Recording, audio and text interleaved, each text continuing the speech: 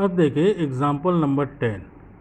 A machinist is making engine parts with axle diameter of 0.700 inch. A random sample of 10 parts. ये population है, मतलब n equal 10। A random sample of 10 parts shows a mean diameter of 0.742 inch with a standard deviation of 0.040 inch. ठीक है, standard deviation दिया है, mean भी दिया है। Test whether the work is meeting the specification. तो यहाँ पर ये टी टेस्ट का नाम नहीं लिए हैं, लेकिन एग्जामिनेशन में अगर क्वेश्चन रहेगा तो वहाँ पर टी टेस्ट या उसके जैसा कुछ हिंट आपको ज़रूर मिल जाएगा। ठीक है, तो यहाँ पर देखिए जो एग्जाम्पल नंबर 8 हम लोगों ने किया था उसमें हमको दिया गया था डिग्री ऑफ फ्रीडम। यहाँ पर डिग्री ऑफ फ्रीडम क्या है, n की वैल्यू देखिए, n की वैल्यू है 10, तो इसका डिग्री ऑफ फ्रीडम हो जाएगा 10 - 1 दैट इज़ 9। ठीक, अब देखिए क्या क्या गिवन है। म्यू ये सैंपल का है, पॉपुलेशन का है 0.700। एक्स बार ये दिया है मीन आपका सैंपल का 0.742, एन की वैल्यू है 10 और स्टैंडर्ड डेविएशन आपको स्मॉल एस दिया है 0.040। टी टेस्ट का फार्मूला लगाइए, उसमें वैल्यू रख दीजिए। ये कैलकुलेटेड वैल्यू है आपकी 3.318। अब टेबुलेटेड वैल्यू देखना है। टेबुलेटेड वैल्यू किस पे देखेंगे, 5% लेवल ऑफ सिग्निफिकेंस। 5% का मतलब 0.05।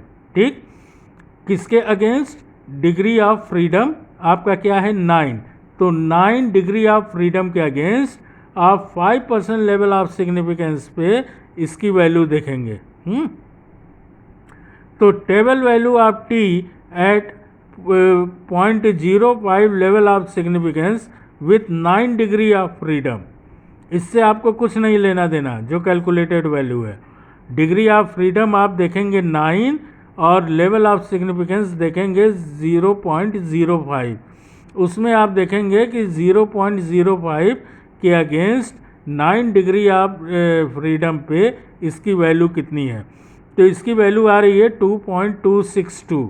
तो calculated value of T is greater than tabulated value of T, hence the hypothesis that the work is meeting the significance is rejected. Therefore work is not meeting the specification. इसके बाद बड़े questions हैं, इनको छोड़ दीजिए।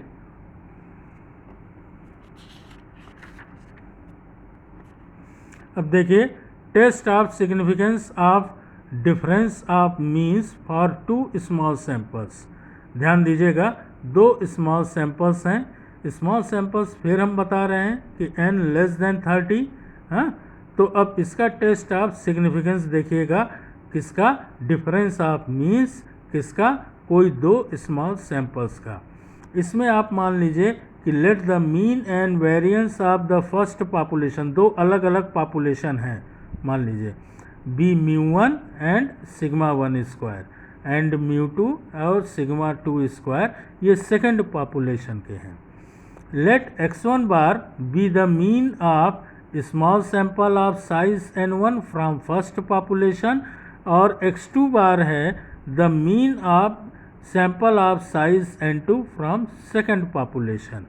तो इनका t test का फार्मूला ये है, x1 bar minus x2 bar minus μ1 minus μ2 divided by under root σ1 square upon n1 plus σ2 square by n2। ठीक है, अब मान लीजिए कि पॉपुलेशन 2 अलग अलग ना होकर एक हैं, तो जब एक हैं, if the population is the same, और उसमें से 2 स्मॉल सैंपल्स निकाले गए हैं, तब टी टेस्ट का फार्मूला बन जाएगा x1 bar minus x2 bar upon sigma into under root 1 upon n1 plus 1 upon n2। ठीक है, यहाँ पर देखिए कि μ1 minus μ2 minus μ1 plus μ2 equal to 0। तो ये आपको बताया गया है कि यहाँ पर μ1 μ2 क्यों नहीं दिख रहे हैं। ठीक है, यही रीज़न है कि ये 0 हो जा रहे हैं, इसलिए μ1 μ2 नहीं ले। तो दो अलग अलग पॉपुलेशन है। तो अभी आपने लास्ट पेज पे देखा कि टी का फार्मूला। अब जब पॉपुलेशन एक ही है लेकिन दो अलग अलग सैंपल हैं उसी पॉपुलेशन के, तो ये फार्मूला है। ठीक है, ओके।